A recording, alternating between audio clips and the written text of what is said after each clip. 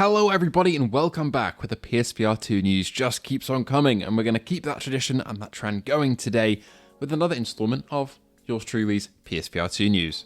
Before we get into this, only 25% you are sub to the channel, so please feel free to do so, and thank you to our patrons and members who are all on screen right now. With that being said, let's kick things off with Zero Caliber. We've heard a lot about this game over the last couple of weeks and months, and it might come out in October. They're not too sure, but what they are sure on is a price drop. If you heard about the wishlisting scheme they're doing, essentially the more wishlists they get on the PS Store, the more the price will drop. So we were previously at 2,000 wishlists, which was $30 price tag, and now we're at 5,000 wishlists, which is $26.99.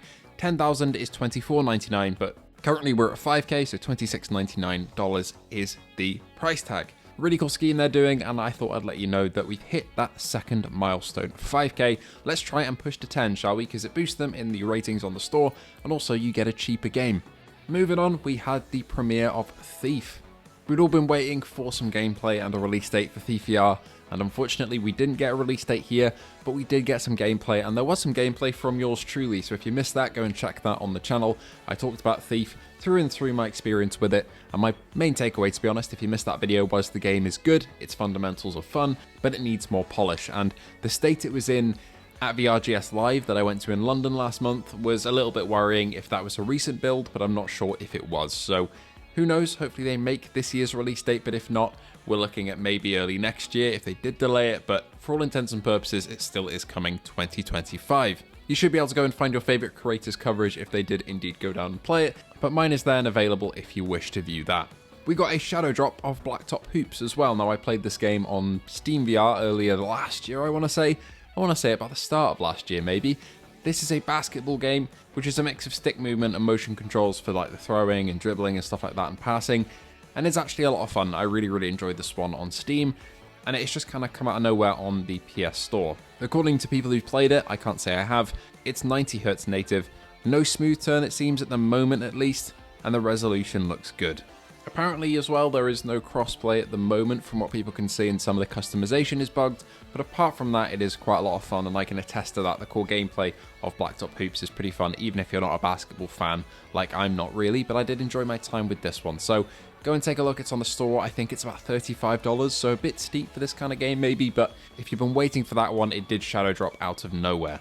We got a bit of a surprise announcement as well with Maid of Sker VR, I believe I'm pronouncing that correctly, I'm not sure. This is a game developed by Wales Interactive and is coming in November to all VR platforms. It's a first-person survival horror game where you find yourself in a desolate hotel in 1898. You play as Elizabeth Williams, who must make good use of stealth, strategy and silence to survive a demented supernatural mystery. No exact release date, but it is pinned for November, but I didn't really see any VR gameplay in this trailer, so I'm a little bit concerned, perhaps, at what the VR port is actually looking like, but we'll see. But it seems like quite a cool horror game. I wish it was coming in October to add more kind of scary games to Halloween season, but nevertheless, another one to add to the November list. Good to see. We also got another game coming in November, and this is November 20th for Demio X Dungeons & Dragons Battlemarked.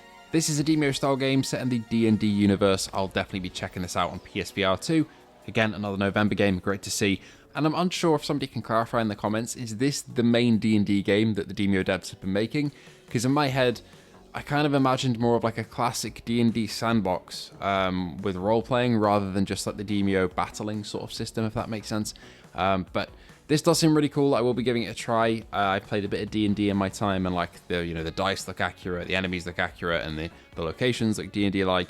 But it very much is a familiar looking game to Demio, because it's a kind of like a Demio collaboration a little bit. But yeah, a little bit confused on that one in terms of whether this is the licensed D&D game or not, or whether this is kind of like a spin-off of Demio with the D&D brand. Not sure, but either way, that's coming November 20th, so great to see another title added to our little collection of November games here.